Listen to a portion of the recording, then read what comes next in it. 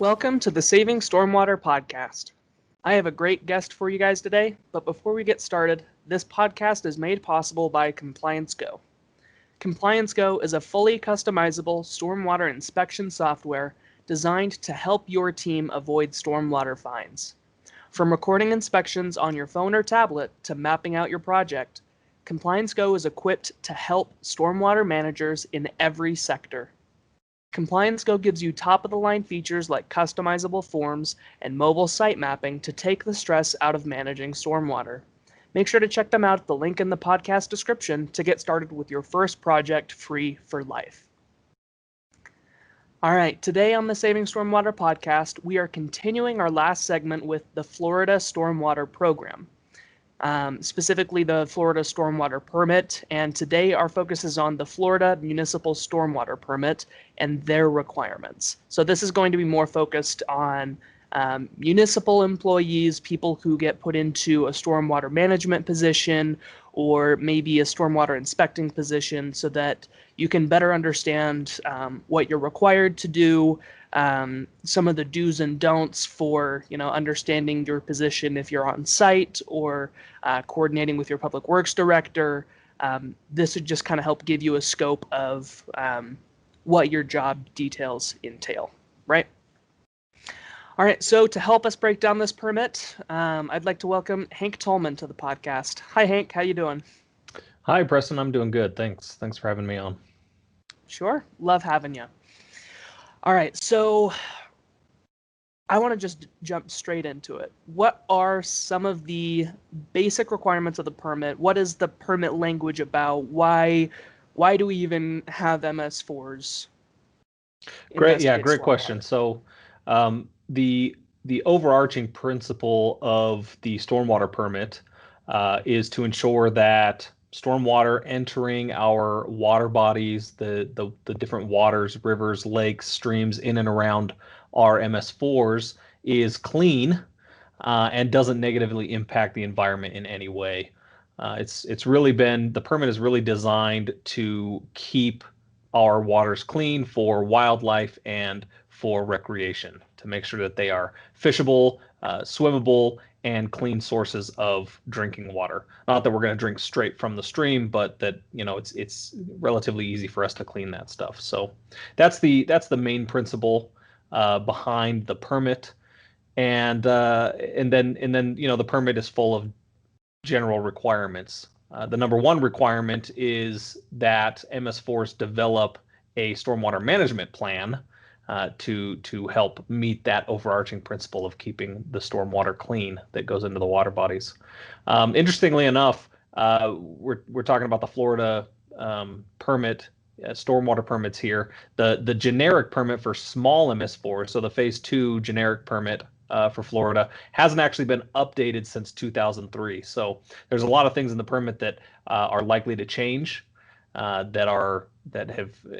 Things have come up and things are different now, obviously, than they were 17 years ago. And so Florida was actually on track to publish an updated permit this year, but with everything that's been going on, I think that's probably going to be pushed back until next year. Right. Yeah, and that tracks with some information I know about. I don't want to name any names, but I have talked to a few people in Florida who have said that they expect some changes before the end of the year. So, all right. So let's talk a little bit about some of the parts of the Florida specific permit. Something that's mentioned pretty consistently throughout the small Phase II MS4 permit in Florida is education.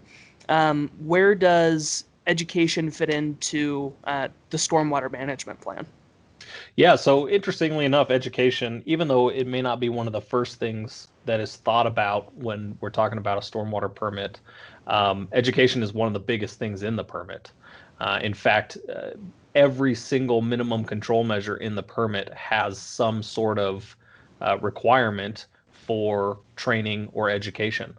And so really, the permit requires that all municipalities, whether they be a Phase I or a Phase II or whatever, if you're a permitted municipality, you're required to train just about everybody on their specific role. having to do with stormwater. So whether that be a resident and training them on washing your car and letting detergents go down the storm drain, or a construction contractor handling sediment on their sites, a business owner handling oil leaks or spills in their parking lot, or even a municipal employee like a landscaping employee, Parks and Rec employee who's going to be cutting the grass, anything like that. So the permit does require that all of those people be educated, but it's one of the things that often gets overlooked, I think. But it's an important part of the permit.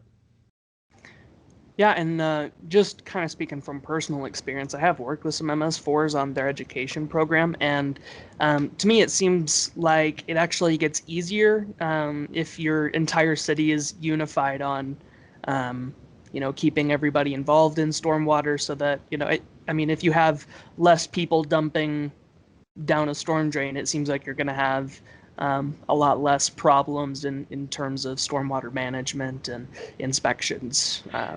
Absolutely. Yeah, I think that's something that everybody can get behind. I don't imagine that there's a single person in your municipality who's like, well, I hate the lake. And so I want to make it dirty. So if the education is out there, I think that's something that everybody can get behind and say, oh yeah, I never knew. I mean, how many people have I talked to that don't even know that stormwater is not treated when it goes down the storm drain? I mean, it's just there's lots that is not known, and I think it's something that everybody can jump on board with. Mm-hmm.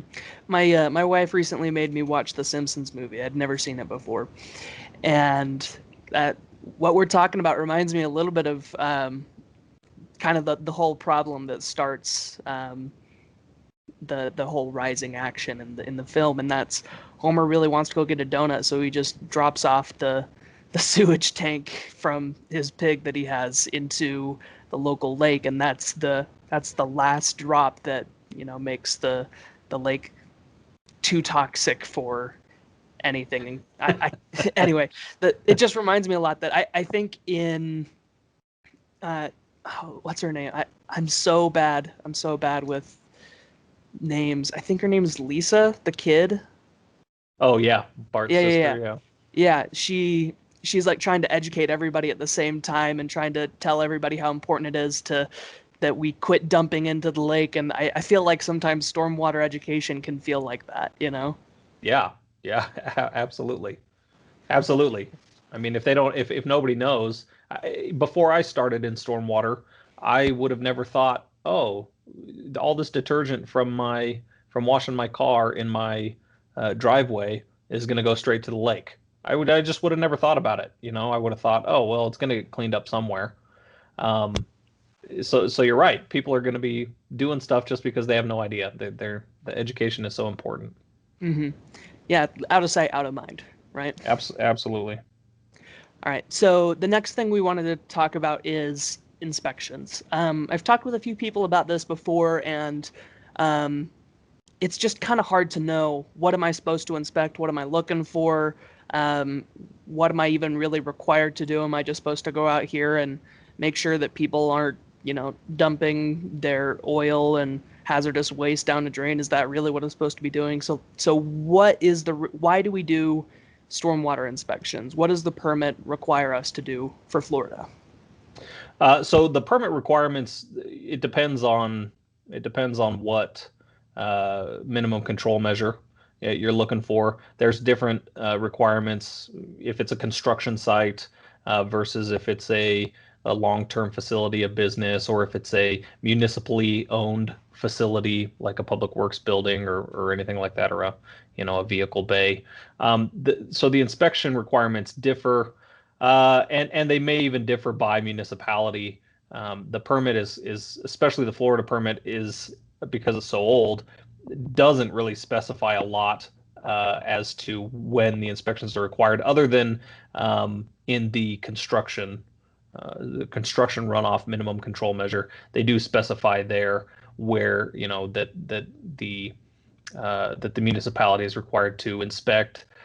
It doesn't give like a timetable or anything, but it does say that the MS4 has to inspect prior to the beginning of construction during any major grading or construction activities. So during the construction, while construction is going on, and then after construction is completed.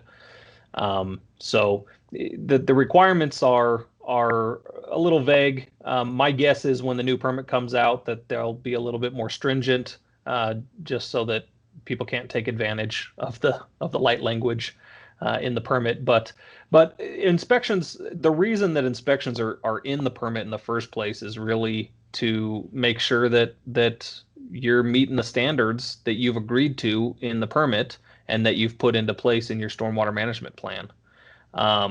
You really have to go out and inspect, otherwise there's no way that you will know whether or not those requirements are being met.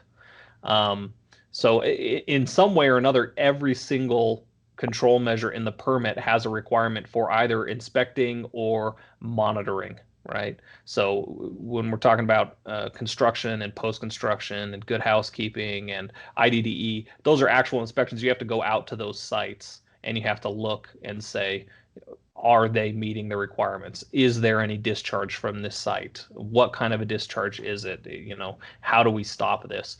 But some of the other ones, like public education and outreach, public involvement, those require monitoring, not necessarily an inspection, but you have to kind of look and see what your programs are doing. You have to see if they're being effective, if they're changing public opinion, or if it's changing the way that people do things. So there's some sort of inspection or monitoring requirement in each of the minimum control measures. And honestly, that's the best way, to tell you the truth, to show the state or the EPA that we as a municipality are actually doing what we said we would do when we signed the permit, when we implemented our stormwater management plan. We said we were going to do these things. The only way to show that we are actually doing that is by conducting these inspections, keeping these records, monitoring, and showing that analysis. That's the best way for us to show that we're actually, staying in compliance. Awesome. Yeah, I can definitely see that. So I want to transition a little bit here. So in Florida, there are two different types of, well, this is the same kind of thing nationwide, but it's also true in Florida. There are two different types of permittees. There's a Phase 1 and a Phase 2 MS4. What's the difference between a Phase 1 and a Phase 2? Yeah, so the Phase 1s, they were targeted first, right? Basically, when the EPA released the NPDES permit for stormwater and made the states accountable and told the states that they needed to start monitoring and regulating their municipalities, the Phase 1s that were required at the very beginning were basically any municipality that was above 250,000 population. And then a lot of the cities that were above 100,000 in population. They were the ones that were targeted first. A couple of the main differences with how that rollout went is they were all individually permitted. So every time that a Phase 1 is permitted, they have to go in and apply for a permit, and it's an individual permit to them specifically, to that municipality. And so it's based on their unique situations, their specific, the water bodies specific to them, maybe specific pollutants that are higher in their areas. The effluent limits in the permit are spelled out a little more clearly. There's more specific requirements for an individual permittee. So every community that falls under the Phase 1 permit, and it's not like the Phase 1 permit they targeted those communities and now it's done and everybody else is a Phase 2. Even though that's kind of what we think of when we think of Phase 1, it rolled out, it's complete, now we're on to Phase 2. That's not really how it works. Once a municipality gets to the size, and it's not even necessarily size, but the pollutant risk that they need to be considered a Phase 1, then they'll have to get an individual Phase 1 permit, just like everybody else. The Phase 2 permit, on the other hand, that's for the smaller municipalities that are more generic. They have They don't have to have an individual permit. They do have to create their own stormwater management plan, but they fall under a general permit. The requirements are a little more broad for them. Gotcha. So in terms of like how a phase one versus a phase two would manage stormwater, are there any major differences? Are we looking for different things? Are we really just kind of doing the same thing but in different scopes and sizes? Well, a lot of it is the same. When it comes down to the first 6 minimum control measures, the only 6 minimum control measures in the phase 2 permit, and the first 6 in the phase 1 permit, they're the exact same, and so the requirements are pretty dang close. The difference comes down to the analytical monitoring, and things like that, the effluent limits. So the phase 1 municipalities have a much higher burden of testing anything that's going into their waterways to make sure that they're staying within the limits. The phase 2s also have those requirements, especially if the water bodies that they're discharging into have a TMDL, if they're impaired, things like that. Then phase 2s also have to do that analytical monitoring, but not to the same extent as the phase 1s. Overall, though, the requirement is the same. Like we talked about earlier, the overarching principle, the requirement behind the permit is to keep our water bodies clean. So whether you're a phase 1 or a phase 2, your requirements might differ slightly, but really the whole point is to keep the water clean. So. Yeah, no, I totally agree. So then, I guess that's a good transition to what do you think are some common misunderstandings? Where do you think, people might overestimate or underestimate some of the requirements of the permit? Where do you think some misconceptions come into play? Yeah, great question. Like I mentioned earlier, I didn't know anything about stormwater until I started working in this industry, and I think a lot of people are the same, especially people in the stormwater industry. They probably didn't know much about stormwater, and especially about the requirements until they started working in stormwater. And one of the biggest problems, I think, one of the biggest misconceptions, or most of the misconceptions really, I think, come down to the MS4 operators not being familiar with the permit or their stormwater management plan. If you think about it, the Florida, the phase 2 permit came out in 2003, hasn't been updated since, right? So all of the MS4s who signed for coverage under that general permit, I mean, not necessarily that they all did it in 2003, but a lot of them did in 2003. And it's everybody in that organization, everybody in that municipality is probably different now. I mean, if you think about the city council members who originally signed the permit, the public works director, the stormwater manager, it's been 17 years. So they're probably all completely different people now. People who were promoted into that position, people who were elected into that position, who may not have had any type of background in stormwater before that.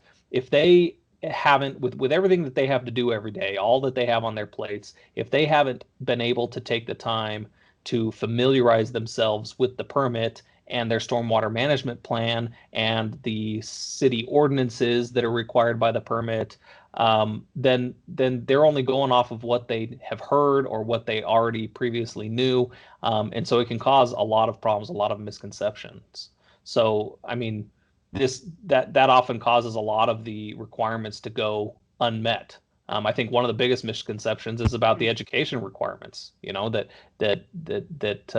not knowing that everybody is required to be trained, and so the misconception there being that let's for example, the construction operators. Well, the construction operators have their own permit, and so they're supposed to follow the rules by themselves. We don't have any responsibility with the construction operators, which is just not true. The MS4 permit requires, an entire minimum control measure is dedicated to construction runoff. So yes, even though the construction operators have their own permit, I think one of the common misconceptions is that the MS4 doesn't have any responsibility there. I think another one of the biggest misconceptions really has to do with, if my MS4 doesn't have a stormwater fee in place, or my MS4 doesn't have a big stormwater budget, then I can't do anything.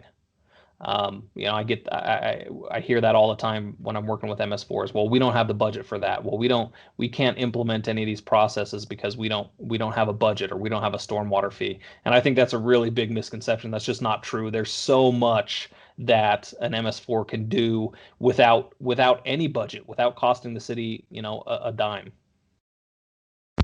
Yeah, no, I agree. Like, I actually have two things I wanted to comment. So, like, the first one is, it always blows me away when I hear, like, oh, we don't have to worry about construction. They have their own permit. They're supposed to, manage and take care of that. It's like, okay, well, if someone gets a permit through your city, what do you think they're applying for a permit for? Like who's the person overseeing that permit, and like who's the person giving permission for them to have a permit? Like that one's always blown me away a little bit. Yeah. No, and I think that a lot of municipalities think, well, the state runs the program. Right. Well, yeah, the state does run the program, but the state is not responsible for what gets discharged from your MS4. You signed that permit, you're responsible for it. So ultimately, you're responsible for what goes on a construction site in your municipality. Right. And then, I can't remember what was the, oh, yeah. Like not necessarily having a budget for something. It's like, well, there's actually a lot of online resources. There's a lot of ways, like, our, I often call them our partner in compliance, right? ComplianceGO. They're a great resource for stormwater inspections. They do a lot for MS4s. They're a great online resource, pretty good for budgets. But even if you don't want to spend a single penny, like there's YouTube videos all over that you can, just ask your utility people to include in like the bill. Like, hey, make sure you're keeping stormwater clean. Watch this video real quick. And there's videos all over about, here's how you properly maintain your lawn so that you don't have lawn clippings going into a storm drain and potentially contributing to nutrient pollution, right? Or, Yep. Here's a proper way to bag and address leaves during the fall. We're not quite there yet. But fall is starting to come in. I'm sure we're going to start seeing leaves fall, and that's going to be a big education effort. And that's something you can do that's pretty easy, is just include like a link to a YouTube video that says, hey, this is what to do and to not do if you're a resident in such and such city. That's a pretty easy way to hit an education requirement for residents. Yeah, absolutely. And I think I think some of the other municipal departments are a little farther ahead than we are in this area. Sure. Going back to construction sites, when we look at a building department, the building department has to go out and do inspections at several different times during the construction process, right? They have to go out, the engineers have to go out, they have to check the structural integrity of the buildings. There's lots of inspections that the city has to do, but for every building department that I've worked with, the building department, they have a system for paying for those inspections, and it's not through a stormwater, it's not through some sort of a fee, right? They require the contractor to pay for those inspections. And so when I talk to people and they're like, well, we need so many more people, we're just one person and we can't afford to hire somebody else to go out and do inspections. Well, is that true? Because the construction operators, they will pay for that. And they will do it happily if they want to continue doing business in your city. And trust me, they do.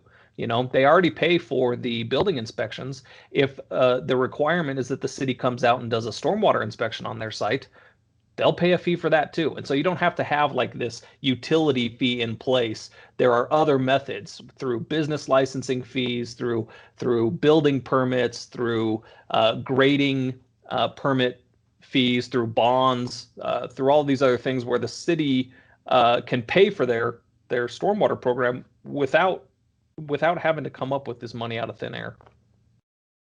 Sure. Yeah, and I will make sure that everybody knows how to ask you about those specific funding methods, because I am not the person to talk to about that. Hank Tolman on LinkedIn. Make sure you connect with him. So the next question I wanted to ask you is oftentimes in not just in stormwater, honestly, in any piece of legislation or permitting or anything like that, there can be kind of a disconnect because there's so many requirements and there's so many things that you're supposed to do and you're supposed to check all these boxes. It seems like there can be a disconnect between what the letter of the law is and what you're required to do and the spirit of the law and like why it's in place and why we do these things, why we do inspections, why we educate and all these kinds of all these things. So have you seen that concept play out at all for municipalities who are required to hit so many regulations for their permits? Oh yeah, I think this is especially in stormwater. I think this is something that comes up a lot of times. The story of the kid who gets hit by a bully at school, and so then he comes home and he kicks the dog, right? And it kind of gets transferred downhill. One of the things that I've seen a lot is that municipalities will get will get hit hard by audits or during audits by the state or the EPA, and they're sitting there saying, "Man, we're trying hard. We're trying to do the best that we can, but because we didn't have this one box ticked, because we didn't have this one report done, now the state is really coming down hard. They're breathing down our necks." And so what do? They go out to the construction site, right, where they're inspecting, and they're like, "Oh, well, you missed this one thing right here. That's it. You're being shut down. You're getting fined. You're getting and it's all because the letter of the law wasn't maintained exactly. When in reality, I think through education and through training, all of us want to do what's right in this regard. Like we talked about earlier, nobody's going to say, "Yeah, I couldn't care less about the lake. Let's dump all of our sewage in there." Everybody wants to keep the water clean. Everybody likes to go out, go fishing, go swimming, go boating, whatever whatever you like to do. Everybody likes to do that. So everybody's going to be on the same page if we can just get that ingrained. That the purpose of these inspections, for example, is not to give you one more thing to do. The purpose is to make sure that the pollutants are not getting in the water. And so if we're following that spirit of, oh yeah, the reason I'm doing this is because I want to keep the water clean, then I think that we could all do a lot better in our jobs if we're not so worried about ticking the one box, but we're more concerned with keeping the water clean. I think that's a good way to go. Yeah, I totally agree. So we are starting to get close to the end here, but I do have two more questions for you. So okay, great. First, like we were just talking about, there's a lot of requirements and sometimes it can be hard to hit all of them. Where do you think that municipalities might, I do this all the time where I get too close to a project, I get too focused on it, and so I get super hyper specific on one area of the project and I don't really look at the entire scope of the project, right? Where do you think some municipalities might unnecessarily struggle to hit permit requirements, and where do you think that focus could be shifted?